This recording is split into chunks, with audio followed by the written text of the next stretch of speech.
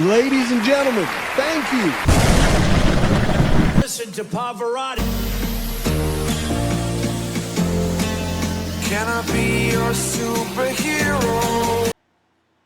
Hello, welcome to The Revealing. I am your host, Pavarotti, and I'm here to discuss the Idaho 4 case. And in this video, I'm going to have to point out some things that are glaringly obvious to me. And it's quite, well, it should be frightening to me, to be very frank, because I see this stuff happening, and I've seen it happening now for a long time. And I've pointed it out here and there. People think that I'm full of myself, or I'm just, seeing things that aren't there. However, it's amazing to me how I see things coming so far in advance, and I see things happening in real time. I knew Cy Ray was going to come out just like he's coming out now and try to claim things that he can't possibly claim. When we look at what Cy Ray's job was in this case, it was to analyze the CSLI data, right? The CSLI data is when Brian Kohberger's phone was reporting to a network. Cy Ray cannot tell you anything, never could. And this is what I could never understand about people in our community that kept thinking Cy Ray was going to prove that Kohberger was at Wawa Park. Cy Ray had no ability to prove that Kohberger was at Wawa Park because his job was to focus on the CSLI information, which is only available when Brian Kohberger's phone was connecting to a network. Cy Ray can't tell you anything, never could, about anything that happened after 2:54 a.m. because Brian Kohberger's phone was not reporting to a network. Cy Ray can't tell you anything about what happened before 4:48 a.m. because Brian Kohberger's phone was not reporting to a network. There isn't any other magical technological things. All Cy Ray could tell you is based on his experience where Kohberger was before 2:54 and after 4:48.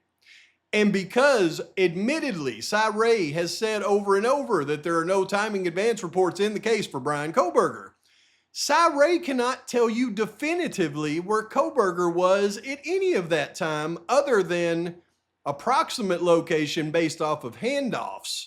And for the 6 months prior to that night, he cannot tell you specifically where Brian Kohberger was at any point because he did not have timing advance reports for Brian Kohberger. That's the facts of it. And as we've already learned, Cy Ray was in a silo like all the other experts. They didn't get to talk to each other. They only focused on what they did.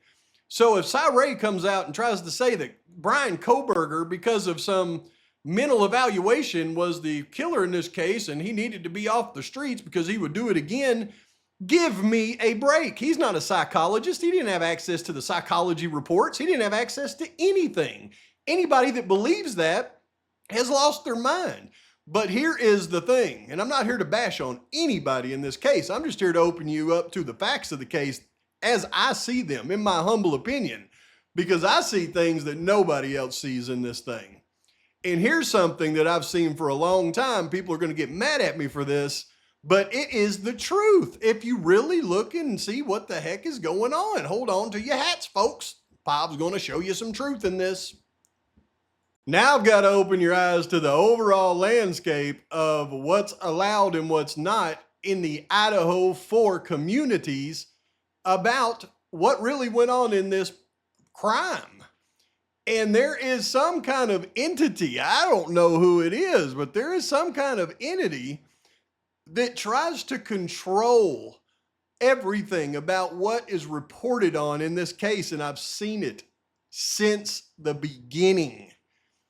The way that they control it is mainly through all of the subscribers that actually comment on our videos.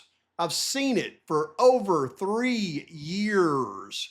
There are only 2 acceptable narratives allowed in this case, and they will use their subs to pound those 2 narratives to content creators over and over, and it's never slowed down to my amazement. But over 3 years, they will use these subs to push either the Gilter channels on everything about Octoburger, or their only other acceptable narrative, because they know it's ridiculous, is they will use their subs, their subscribers, their commenters to push these content creators to the frat theories over and over, because they know it doesn't hurt them. They know they'll never get close to the truth, and I'm sorry for saying that, but they do. I've seen it for 3 years. And there are only really two, me and True Crime Design, that have stepped out there and tried to show what really happened in this case. Now, there are outliers like my friend Lana. Lana doesn't follow either route. She just goes in an investigative, she just follows the investigation. She's true to it. So you got to remove her from this. But I'm going to show you what happens even to Lana. And Harsh, we all know my guy Harsh. I love Harsh. He's great. But he has been pushed by these commenters for years on the frats. And let me show you what's happened to Harsh, because it's real. Watch this. First, we're going to go to my friend Lana. Can't put Lana in either category, but Lana here lately has been collabing with Pop.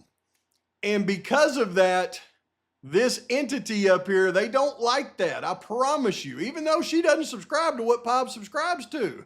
She follows her own investigation, stays true to it, but she has done collabs with Pop. This is why I get kind of nervous when I know a lot of people out there ask me to collab with them. And I'm like, okay, I will. But, they don't really understand the ramifications of what happens the second I come on their channel, because this entity does not like that. Now, we all know that Lana is the only person in the content creator space that has ever interviewed Cy-Ray. Lana is cool with Cy-Ray. Cy-Ray promised Lana the first interview after all this took place. Yet what happens? When Cy-Ray decides to come out, does he go to Lana? No. He's going to be interviewed by the custody queens over here. And I have nothing against the custody queens, but they follow the frat stuff. So what is Cy-Ray going to do? They're going to punish Lana. Nobody realizes this, but I see it. They're punishing Lana because she's collabed with me. And now Cy's not going to go on her show. He's going to go on the custody queens. It's a punishment. And then we get to my guy Harsh. Now, y'all know that Harsh me and Harsh have fought tooth and nails for years. But when Harsh, who gets hammered by these commenters to stay with the frats, the second that Harsh gets the autopsy results, here's what happened. Harsh looked at the autopsy results, and Harsh is not a dumb person. Harsh is a very smart man. Harsh looked at the autopsy results, and Harsh went, oh my God, there are obviously different knives used in this crime. It wasn't Octoburger. Because in the back of Harsh's mind, I believe he's always kind of thought, yeah, maybe it is Octoburger, but I'll listen to my subscribers and I'll push this frat stuff. But the second he seen this autopsy report, Harsh, you could see a change in him. He went, oh crap, this is not Octoburger. These are different knives. Maybe Pob's right. So what happened over the last couple of weeks? Harsh changed his tune. He quit saying the phrase, I haven't been shown enough evidence to be proven beyond a reasonable doubt that Kohberger was the killer. Harsh actually started saying, I don't think Kohberger did it. And Harsh and me patched things up. We started working on a collab, doing videos back and forth. You can see right here, we had collab set up for the 28th. Harsh was leaving this area and moving this way. So what happens? The powers that be go, oh crap. So obviously Harsh has received, we don't know this for sure, but I can extrapolate that Harsh has received an email behind closed doors from Cy-Ray, because Cy-Ray knows that these headlights totally annihilate anything that he's about to say and really took his credibility in the case completely out. So he sends Harsh an email, no doubt, saying those fog lamps could have been some kind of light anomaly. And Kohberger really did this, and we have to get him off the streets because justice was served in the end because he's crazy and he would have done it again. Now, Harsh, listening to people in authority, you can see it happening in real time. He went, well, those maybe aren't headlights. I mean, fog lamps. And he comes out, so I think they're a not light anomaly, because obviously that's what Ray has said, even though we can see right here it's a freaking headlight. So Harsh has been skewed over into the Octoburger did it range, even though everything that he knows has gone out the window because he received an email from Ray. He knows he's seen the autopsy. There's different knives used in the crime. Everything he's seen up to this point doesn't point to Kohberger. But it is a tactic used by these freaking whoever this thing is up here. The second Harsh started to come over this way, they had to pull him right back over here. It's only acceptable to talk about frets and Octoburger, y'all. If you start to come over this way, these people will punish you.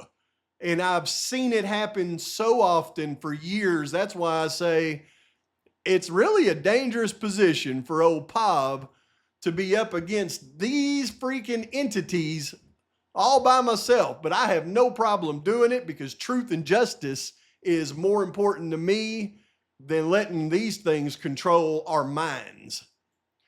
Now let's get down to brass tacks on Ray and what Ray could know. Once again, his expertise is CSLI. It cannot tell you exactly where somebody was at any point in time. Admittingly, they don't have timing advance records for Brian Kohberger. If you study CSLI, you'll know that without a timing advance record that still can't put you in an exact location with all of it, all they can do is really make it look like you're there. But without timing advance records, they can't tell if you're right here or right here on this cell tower. It's impossible. So before 2:54 a.m., he could tell you where Kohberger was in a general term. He could tell you where he was in a general term based on handoffs from tower to tower. Between 2:54 and 4:48, he can't tell you nothing. Absolutely nothing, because there wasn't any tower information. After 4:48, he could tell you generally where he was based on CSLI, but not exactly because they didn't have timing advance. And when you look at the 6 months prior, where you talk about the trips Kohberger made to Moscow, he cannot tell you that Kohberger was at the King Road house. Not with any legitimacy, because it's impossible based on all of the information that we know. And we know that the day after the crime, they claim that Kohberger returned to the scene of the crime based on his CSLI. We have video of Kohberger leaving the ATM, driving past the Sunset Mart heading south. That's as close as Kohberger ever came to the King Road residence, because we have the video of the neighborhood and we know he didn't pull in. So on that morning, based on their CSLI, Kohberger's right here. But their tower information on their CSLI put him over here, obviously incorrect. So without timing advance, they cannot put Kohberger here. They can't put him here, here. All they can say is he's within 100 feet or 100 meters of a cell tower that covers the Key Road residence. So get off when you're wrong, Say anything other than what I just said right here, and you're lying. And we don't just know that based off of research on CSLI. It's been proven in court. And if you don't believe me, go watch the masterful Master Bates destroy a CSLI expert on the stand using the exact same information. So get off when you're wrong, you conspiracy nut, as said by Judge Stephen Hippler, I got nothing for you at this point. Doug has what I call generational honor. He comes from a long line of people who stood up for something that was unpopular, despicably unpopular in the case of his grandfather defending Nazis at Nuremberg. His own father resigned a position publicly and loudly. That story, if you didn't know, that he told during closing was about his father resigning and publishing his resignation letter, accusing a judge of being corrupt. Who was in the court watching that closing? Yeah, his dad was in the courtroom. I didn't know that. That story about the DA who resigned was about Doug's dad. Well, that makes sense. And the lawyer and that DA's son who became a lawyer, that was Doug. I found myself this summer working late at night often on this case and moving offices across the square in Centerville. One artifact I came across was an article in the Hickman County Times from 1981, where the then assistant prosecutor resigned because he was so upset at the corrupt, dishonest judge who presided over the court. The prosecutor not only wrote the resignation to the judge and the DA, he allowed it to be run in the Hickman County Times. The letter reviewed in detail the horrible acts from the bench this prosecutor had witnessed. And he ended it by acknowledging that this resignation made public will cause a financial cost to his future that he regrets. But he would rather his children grow up poor than to witness him stand silent in the face of such corruption and dishonor from the very institutions we cherish most in our country. The author had a daughter who has since taught history and government, and a son who followed in his footsteps. For the reasons I have cited to you, Your Honor, I'm asking you to not stand silent either. Thank you. There he is. There he is. Get him. He's going to try to expose everything. Ladies and gentlemen, thank you. Listen to Pavarotti. Can I be your superhero? Hello. Welcome to The Revealing. I am your host, Pavarotti, and I'm here to discuss the Holly Bobo case. More specifically, the post-conviction relief of Zachary Adams. And if you watched, I put a post out yesterday and pretty much begging everybody to watch the interview that Lana did last night with the Trial and Error podcast, because the folks on there are actively participating in the post-conviction relief for Zachary Adams.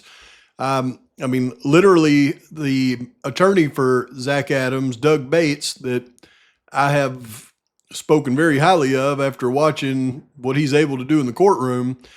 He has expressed specifically that he would not be able to do half of what he's able to do without Dr. Spirko. And having them on the podcast last night, I thought gave us some real insight to some real things in this case. And really it answered the questions that I had in my mind about Terry Britt, the POS that is about 99% positive to be responsible for this thing, which, by the way, he was just released. He's walking amongst you there in Tennessee. All he does is stalk women, kidnap them, essay them, and apparently in some cases then unalives them, like in the Holly Bobo case. And I got a good feel now for why they didn't go through with the prosecution for him in the Holly Bobo case, and why they went after Zachary Adams and the rest of the bunch. And it's something that I would expect. Again, completely opposite of the Koberger case, something that I wouldn't expect, which I'll have a video out on that here shortly. But I want to highlight in this video something that I've been wanting to do now for a little over a week, and I've been putting it together because it's not an easy thing to explain how masterful Bates was in the final post-conviction relief hearing, and all the hearings really, but the final testimony with the state's CSLI expert was some of the best examples of cross-examination that I can possibly imagine. It was better than any TV show I've ever seen, any courtroom drama. It was, it was truly masterful. But to clearly understand what he was able to do with the state's witness and bring the entire theory that he had together, is you have to understand it goes back a long ways to a U.S. Marshal, that they asked to participate in the investigation initially, and what he did. Because learning a lot of the things in the Idaho 4 case, we now have a little bit of knowledge to be able to transfer over to cases like this. And one of the things the marshal did was track the phone movements of Holly Bobo once she left her house, once she was taken to the place where unfortunately she was unalived, and then track the movements of the phone to where it was discarded.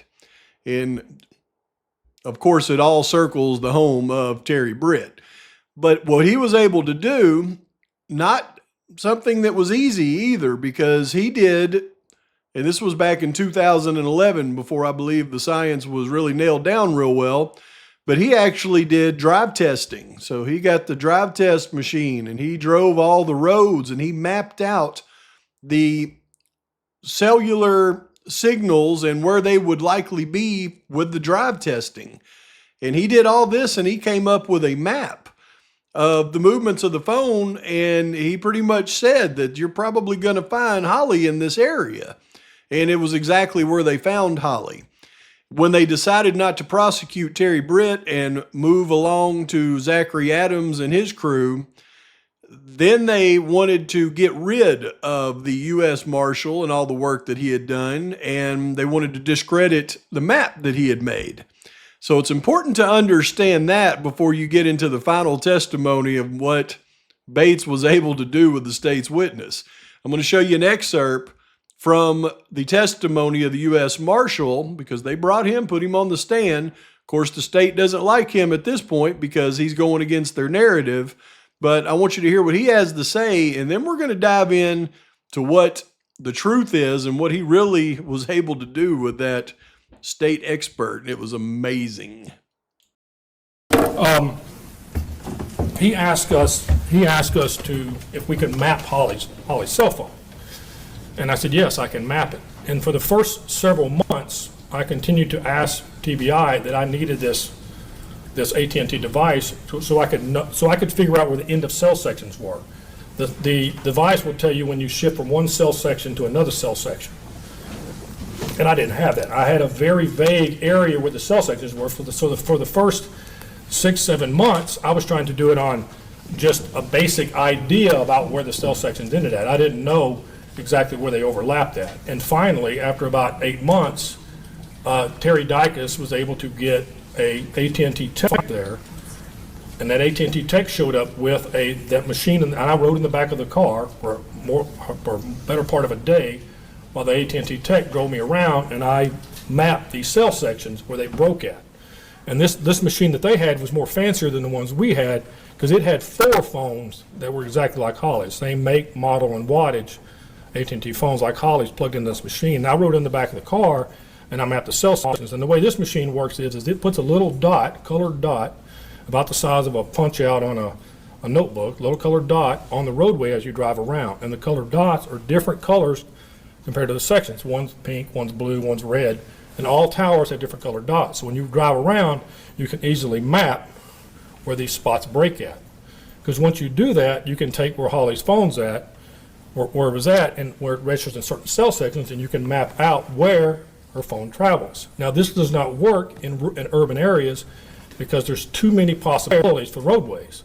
But in an urban area, the roadways are a rural area where the roadways are far apart, you can map this.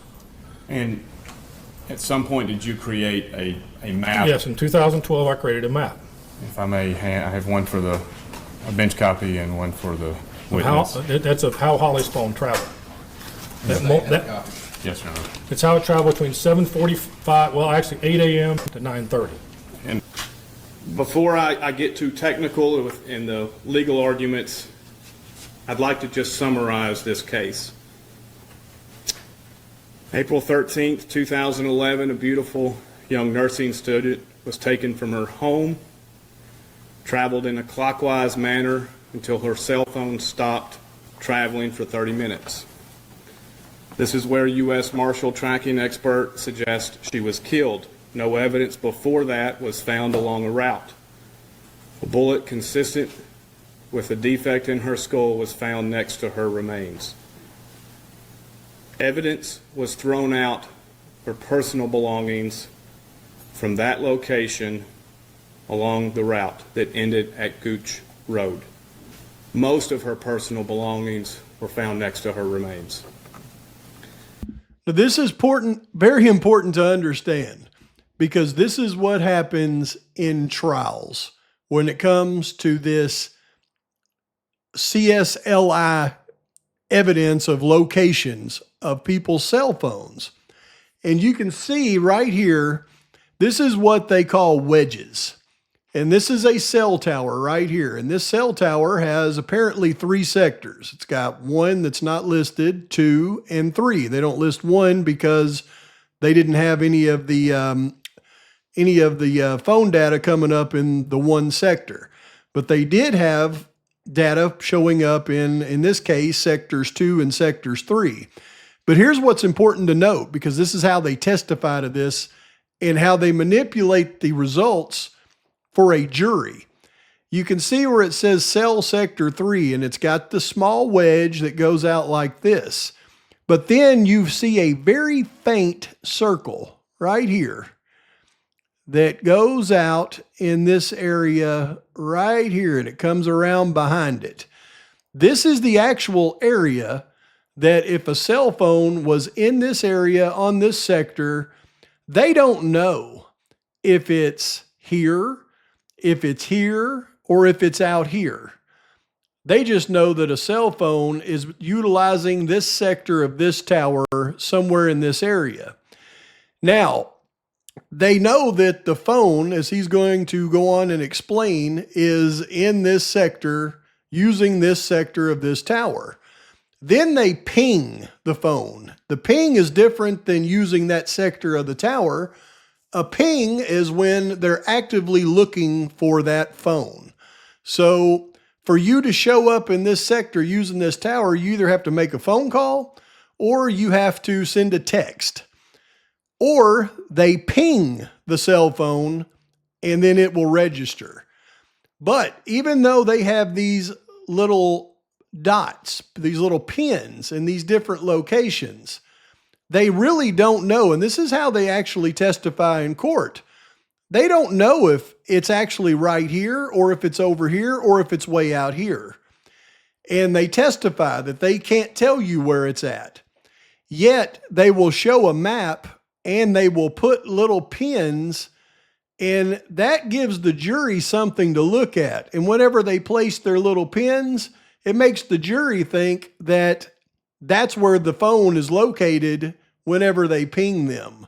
Like here's sector 2 that's much bigger, has much bigger coverage. You can see the actual sector that it covers.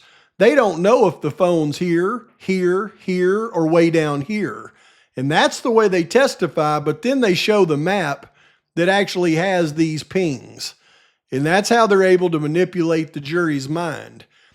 And what happens when you have an attorney that understands this concept and he's trying to make a point, he can take these little pings that they put on the map to show a location, and he can make that expert move them to where he wants them. He can say, take this ping right here and move it all the way out to the farthest edge of where that actual tower covers. And he can make them move it out there and say, could that phone have been right there as well? And they have to say, yeah, it could. It could be anywhere in that sector. And what Master Bates does to the expert for the state is absolutely amazing as it relates to this, because he knew exactly what this right here was. He understood the technology and he understood the scenario, and he knew how to get them to say the truth. I believe at 8:17, there's no indication that her cell phone was moving. No, I can't say that because generally uses those towers there, yes. So can I step down again? Sure. Your Honor? Yes. So yes, so uses this tower here in Chesterfield, the one in Parsons, the one in Decaturville, For some reason, this one way down here in Scotts Hill, that's not normal. Okay. Okay, so if you pay real close attention, y'all, to this, it's amazing once you completely understand it. It's not easy to understand, though. What he's saying is this tower right here is the tower with different sectors on it that Holly Bobo's phone, when she's at home, when she's using her phone, it'll jump around between this tower and different sectors. Sometimes it'll jump over to another tower, and then it'll even jump down to this tower that's further south for some reason, but Holly's phone's never really leaving her home while it's jumping around these towers. And what Bates is going to do is he's going to walk this guy, this expert, through the map that the federal marshal made for the movements of Holly Bobo's phone. And you got to understand that first, because once he's done that, then he's going to prove using the same map that Jason Autry's story could not be true. And what he's going to show on this map is that the phone left Holly's residence here, and it goes north up to this area, and then it comes back around to the east, and then finally back down south. And that was the federal marshal's map. What the state's expert tried to do at trial was create this map using generalized locations and visualizations of pings and make it look like it went towards what Jason Autry actually testified to. And you have to understand that before you can clearly understand how Bates uses the expert, knowing the technology, knowing the science, and knowing the case to get the expert to prove that the original map created by the U.S. Marshal was actually the right map. You read Mr. Reeves' report that said from 5:04 to 11 a.m. there was activity on Holly Bobo's device on a variety of cells located in the Darden and Parsons area. Based on historic records, these are cells that typically provide service and around the Bobo residence. I would agree with that, yes. All right. So prior to 8:11 a.m., no indication of movement of Miss Bobo's cell phone. That's right. All right. The Shiloh Road Tower, can you point to it? And to be clear, it has 360 coverage. Yes, it does. And so I believe I refer to it as 10961, 10962. That's right. All right. You know, on this one, that's depicting the 2 sector. Correct. And if you're close to these 2 towers, you can draw off either one. Correct? Be more specific. If a cell phone is close to the intersection between different sections of a tower, they can draw off either one. So you're, make sure I understand. Yeah. So if you're close along this line here, so it could be sector 1 or sector 2? Correct. Maybe, yes, maybe. And you may have a seat. If the witness can be passed Exhibit 154, the diagram. Now, may I approach? And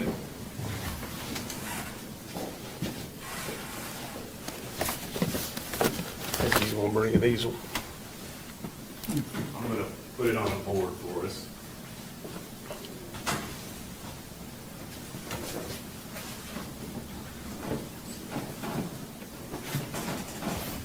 Okay.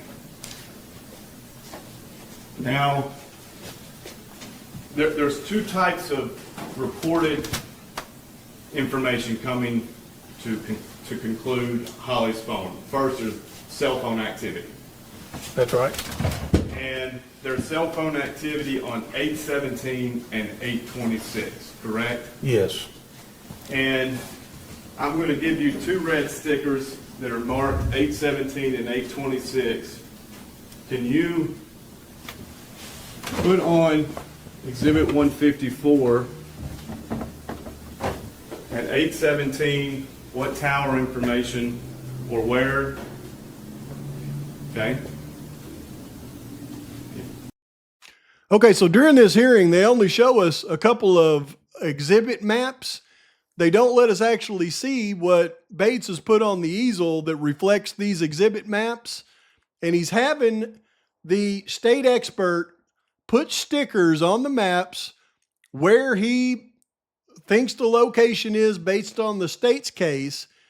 And then he's going to have him put additional colored stickers on the map where Bates believes it truly is reflecting, and it's still in the coverage area. So both of them could be true, but he's going to make this guy create the original map from the federal marshal. And he's also going to really nail him on the fact that the federal marshal's map was right and his wasn't. And they tried to pull a sleight of hand with these pings, as I'll show you. But since it never did actually show us that, what I want to do is I've pulled their visuals, and as they go through this, I want to show you what he's having this guy do on this map, because I don't want you to have to visualize it like I did. So what he's telling him right now is put red stickers on the first two pings of locations from Holly's phone, which essentially he's putting a red sticker about right here, and then another red sticker a little bit north of that. I got it back. It's going to be upside down. Okay. Now, that tower is off this map a little bit. Okay. And 826, same thing.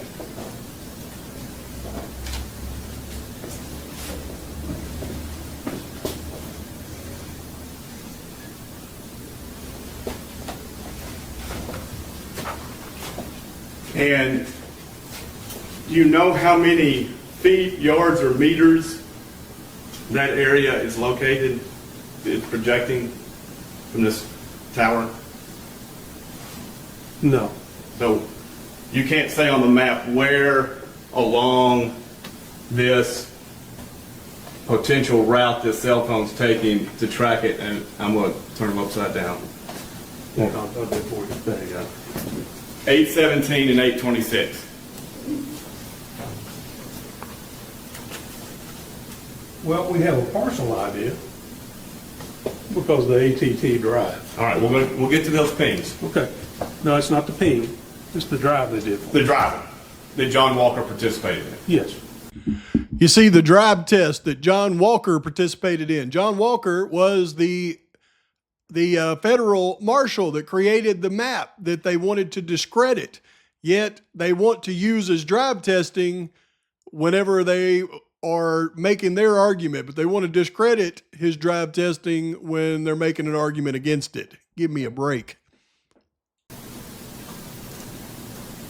Fair to say the going belief was the 817 was south and the 826 was north. No. Both of them are south. I'm saying direction of travel. 817 was further south than the 826. The 826 was north than the 817. I can't say that because I don't know the sector coverage, how far south it goes. I don't know. We know at 811 where the home is, that's south. Yes. Now, the next activity from the cell phone activity, not the ping, the cell phone activity is what time?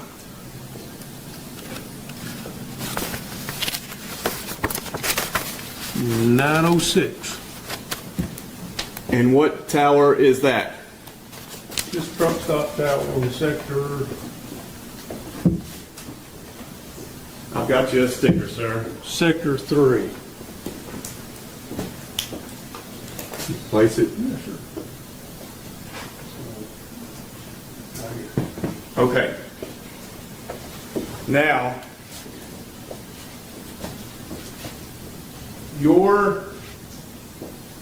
page 8 of your exhibit at trial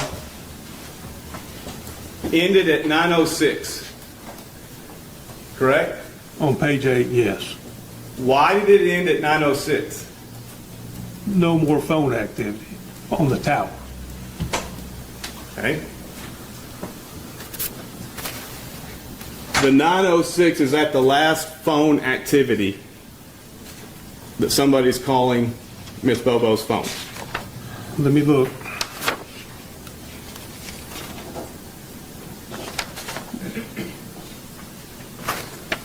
I think that's correct, yes, sir. Okay. You would agree with me that if you start at Swan Johnson Road at the bottom left of this map, Exhibit 154, if it hits 817 and 826 along the Shiloh Tower, direction of travel is south to north. I can agree with that, yes. Now, you have to have paid really close attention at this point to know that previously he asked him if those two pings were going south to north. And the expert said, no, I can't say that because I don't know where, the pings are going. They were both south. And then Bates stopped, went through this entire process, and then circled back to that same question and said, now, well, you would agree that these are going south to north. And what does he say after he did all that? Yes, I would agree with that. Bates is an absolute master. You agree on the ground there was no evidence found traveling northbound from the Swan Johnson Road to the Shiloh Road Tower. I don't think there was, no, sir. Then you can agree with me the direction of travel seemed eastbound to get to the 906. Yes. All right. Now, the difference between the ping and the cell phone activity. Okay. So the cell phone activity is when, use my phone again, just an example. I press send, it registers with the network. It's going to register with a tower in a sector where I'm receiving strong enough signal to communicate. That's the call detail record. A ping is when we're asking the network, can you reach out and find that phone and give us a location for it? And this one, and these pings are only tower based. I want to make clear they're not satellite based. And page 9 of your today's exhibit 151, you have 3 pings reflected, correct? Yes, sir. And why did you put these pings on this document to show the jury? Because it's part of the record. We're trying to find their phone. It's important, isn't it? It is important. Just so you know where we're at, on this exhibit, he zoomed in to these towers right here. And the reason he did that is because this was a separate exhibit by the state where they were showing the movements of phones with pings on this sector of these towers right here. So this is just going to be a zoomed in version just so you know where we're at. All right, I'm going to hand you the first yellow number 1 to put where the ping is. Well, you talk about the latitude, longitude they gave us for it? Or, Yes, sir. Or where the tower? You have a general area reflected on page 9, and you can look behind you to see. So that first one's going to be, I'm going to use 1 to be the marker, and this is a guess. Right along in here. And that area could come all the way down to the interstate, correct? Yes. Why don't you put it by the interstate? That's not where the ping location was. It says, but the location could be by the interstate, right? I'll give you a separate one. Or the location of what?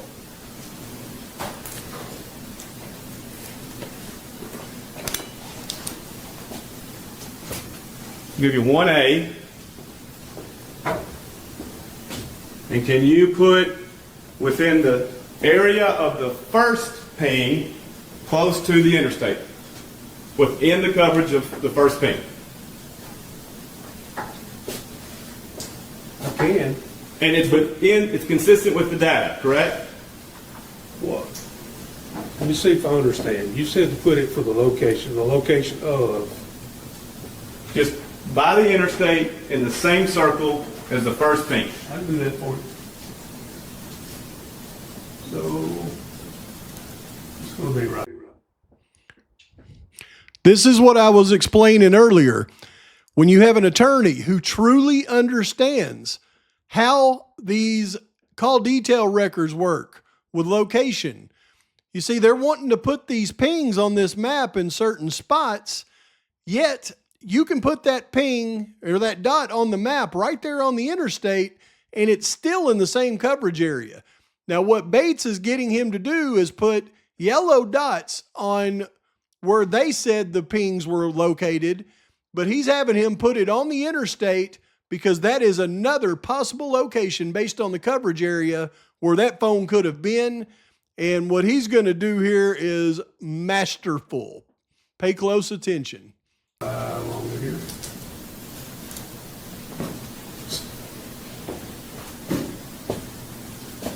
Second ping.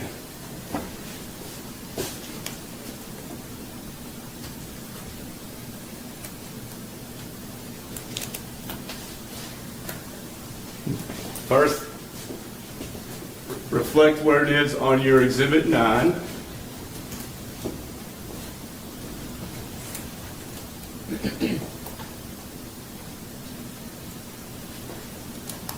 It's not Exhibit 9, it's page 9 of Exhibit 151.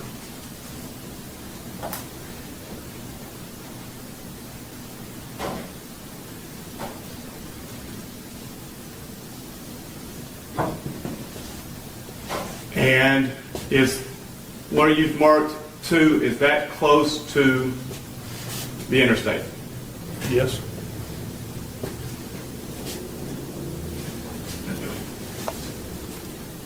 Now you have ping 3.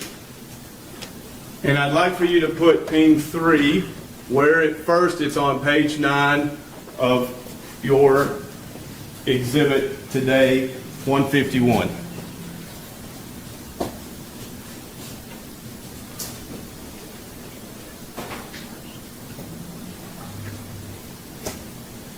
Now, if we look at what you've drawn, it appears the cell phone is traveling due east.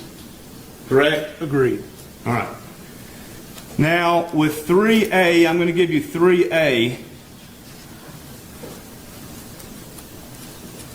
Can you place 3A within the coverage tower as close to Highway, I believe, 641 as you can?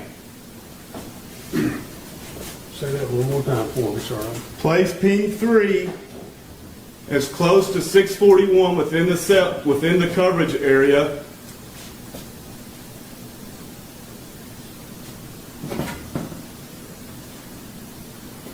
All right, now you can have a seat, sir. Yes, sir. Now, if you're a jury and you're looking at that, whether the travel goes east or south depends on whether there's a fourth ping, right? It can help, yes, sir.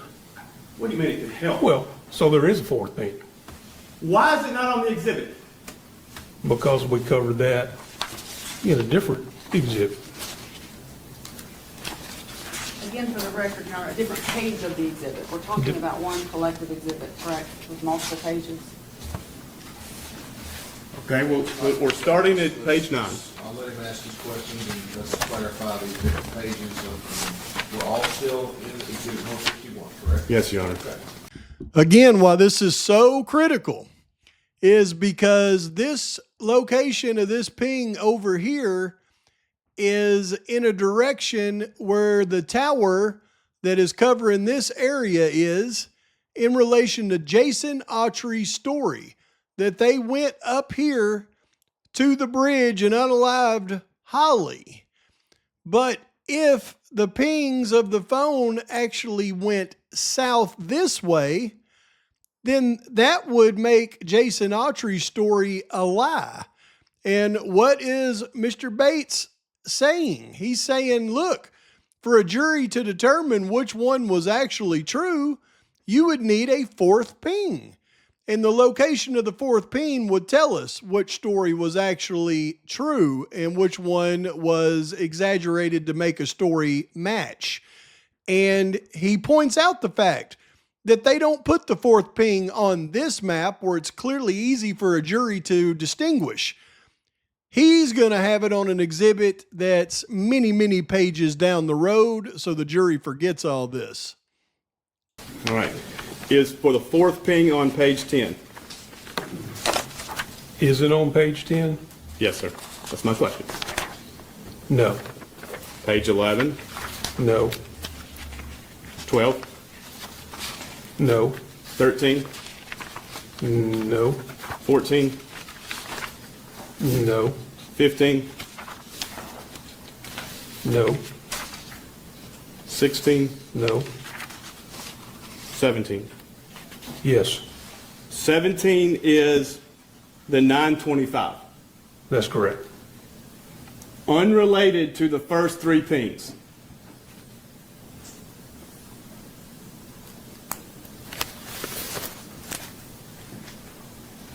Right? So it's on a separate page by itself, yes, sir. Who told you to put that there? Nobody. All right, I'll give you number 4. Put the fourth ping where the fourth ping is.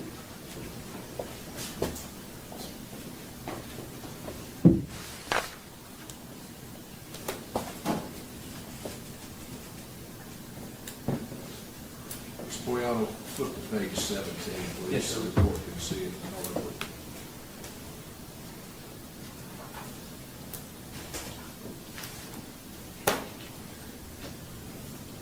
And with a 4A, can you show the closest to 3A within the coverage area of 4 this fourth ping is?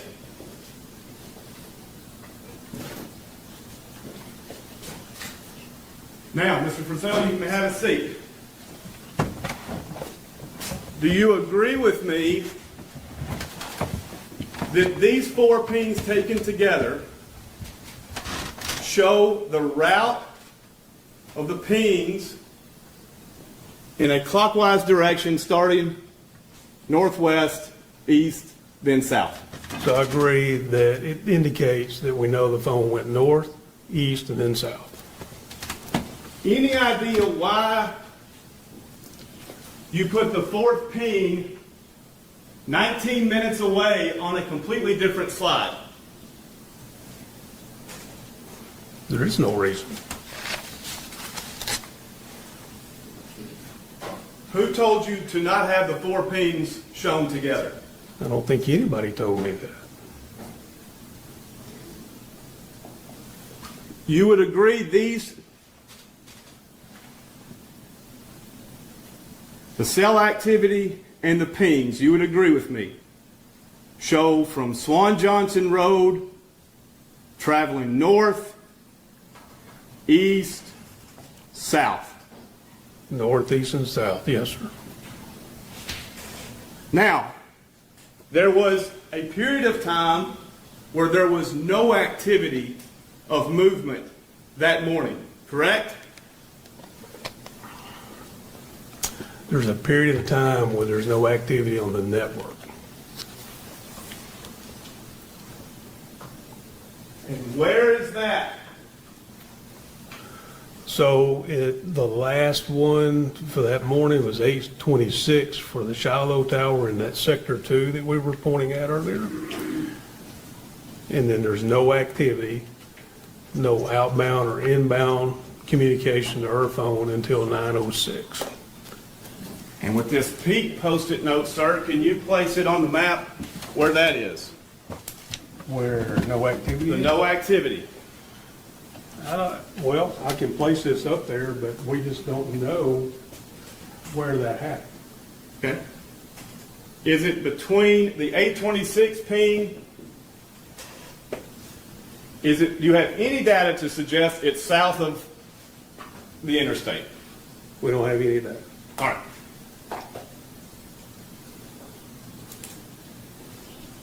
Why don't you place in this blue sticker where the body was found? We could run on here.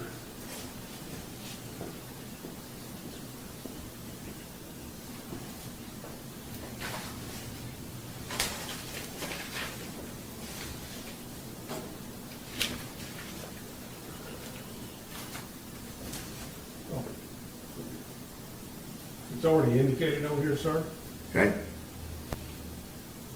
with a little outline, but I'll put it right up above. And is that the same, is that in the same area where no activity was for 30 minutes? Well, let me phrase it this way. So we know, can we go back to, was it page 8? Sir, before you explain, can you say yes or no, whether it's in the same area? He can answer the question with an answer. It doesn't have to be Mr. Bates' answer. Okay. Go to page 8, please.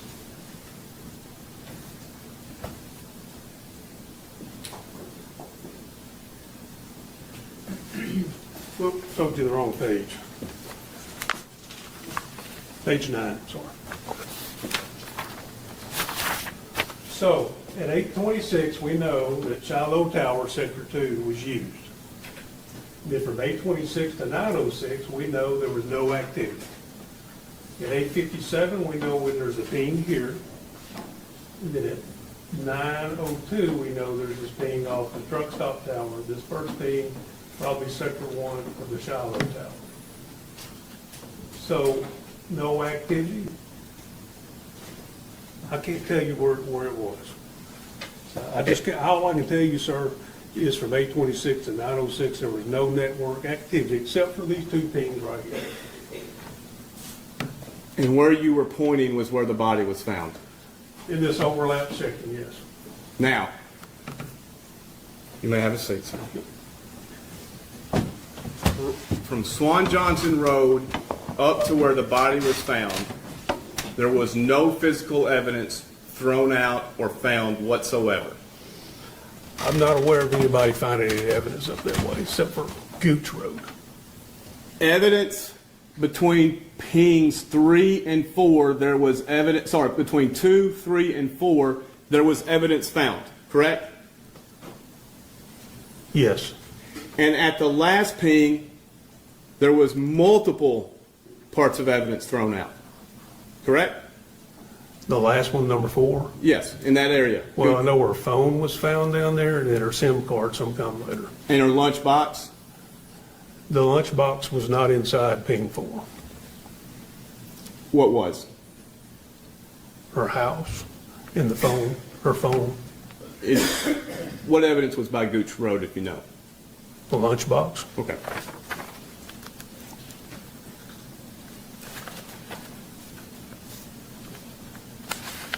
You would then surmise,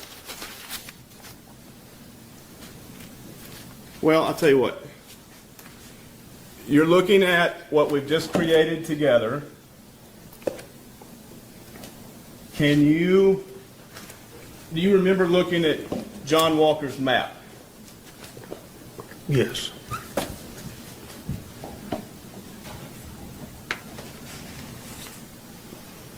Do you recognize we've recreated it today together?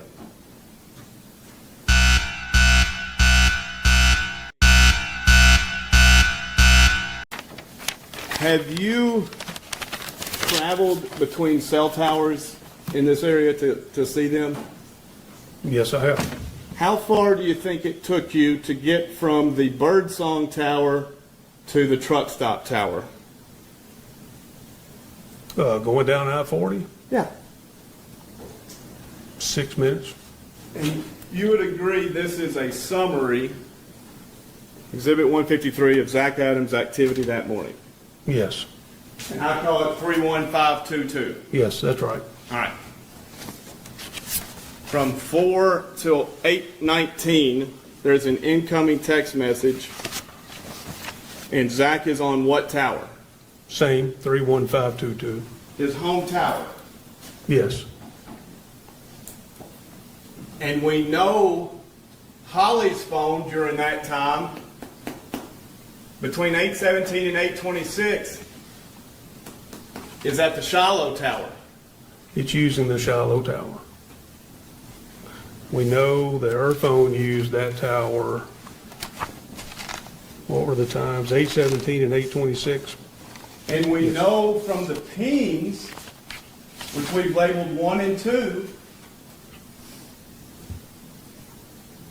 Holly's phone is west of Highway 641. That's right, Zach's phone is on his home tower, that's right, east of 641. that's right. Just like it was at midnight, 4 a.m., 8:19, 8:35, 8:37, 8:38. Correct? Correct. The only answer you have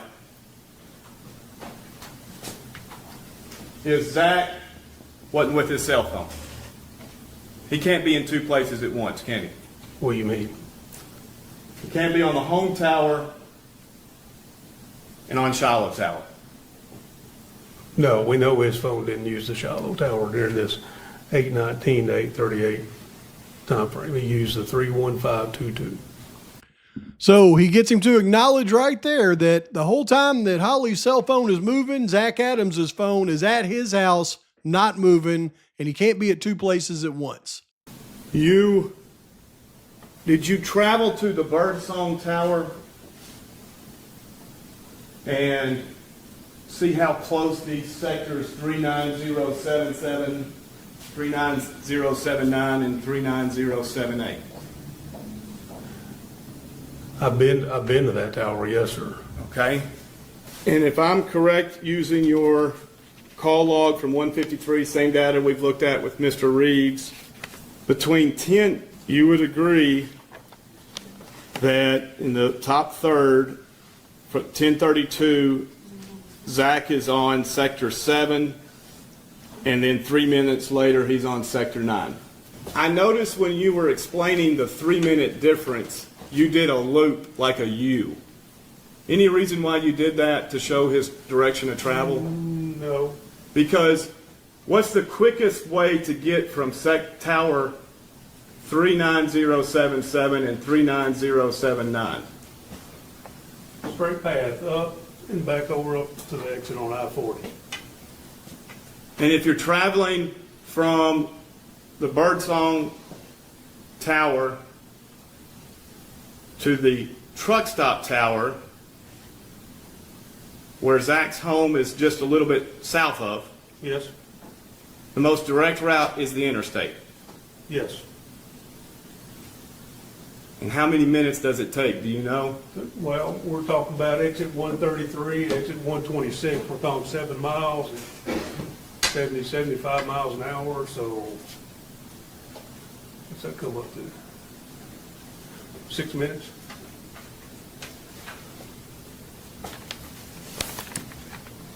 So from 1032, he's on sector 7. Can you point to sector 7, sir? 1032, Birdsong Tower, sector 7. Right here. Now, per your diagram, per the state's Exhibit 153,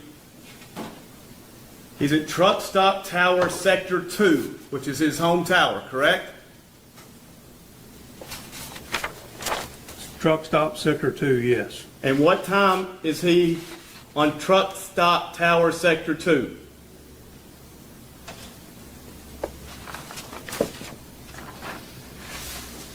So 8:19, 8:30, 8:35. Sir, after 1032, After 10:32, page 2. 10:38. And if you take 1038, subtract 1032, how many minutes do you get? 6 minutes. You may have a seat. Now that right there should go down in courtroom history as the biggest bam bam you'll ever see. And here's why.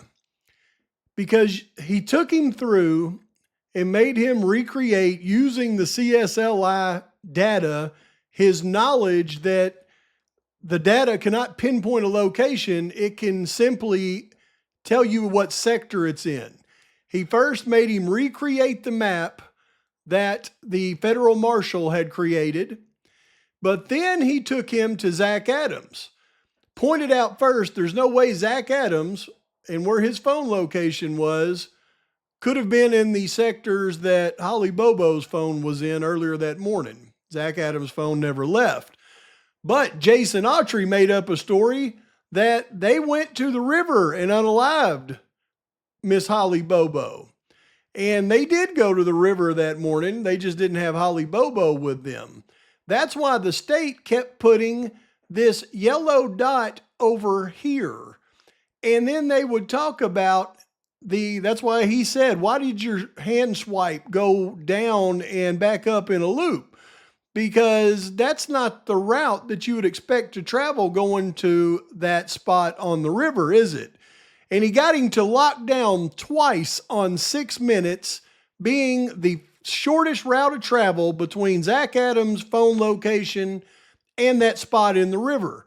And then he took the time between the two towers and how long it took to switch and made the guy do the math to give the 6 minutes, which proved that there's no way that Zach Adams' phone could have been with Holly Bobo's phone because of that. And that, my friends, was magical. Fly away. It's the first time of today.